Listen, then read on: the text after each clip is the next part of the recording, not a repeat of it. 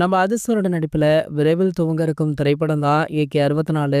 இந்த படத்தை இயக்கப் போவது யார் அப்படின்றது தான் தற்போது மில்லியன் டாலர் கேள்வியாகவுமே இருந்துட்டு இருக்கு. அநேகமாக ஆதிக் தான் பெரும்பாலும் அதிர்ஷ்டர் படத்தை இயக்க வாய்ப்பு இருப்பதாக சொல்லப்படுது. ஆனா இந்த தகவல் உண்மையா அப்படின்றது பற்றி எந்த ஒரு அதிகாரப்பூர்வ அறிவிப்புமே இதுவரைக்கும் வெளியாகல. இதெல்லாம் ஒரு பக்கம் இருக்க, தற்போது இந்த படத்துடைய ஷூட்டிங் லொகேஷன் என்னென்ன அப்படின்றது பற்றி ஒரு தகவல் வைரலாகிட்டு இருக்கு. இந்த படத்துடைய இயக்குனர் யார் அப்படின்னு இன்னும் முடிவாக நிலையில படத்துடைய ஷூட்டிங் எந்தெந்த ஊர்கள்ல நடக்க இருக்கின்றது அப்படின்ற தகவல் எந்த அளவிற்கு உண்மையாக இருக்கும் அப்படின்றதும் தெரியல.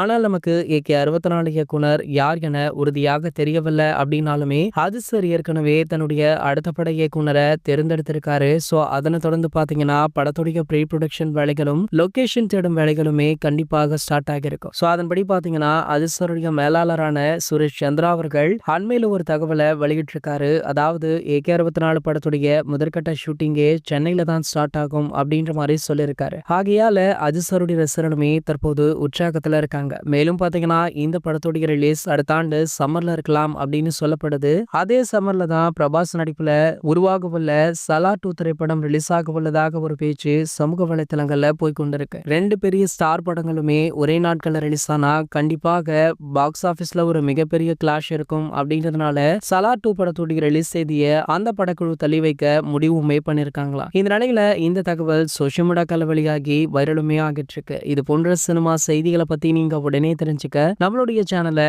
மறக்காம சப்ஸ்கிரைப் பண்ணிக்கோங்க.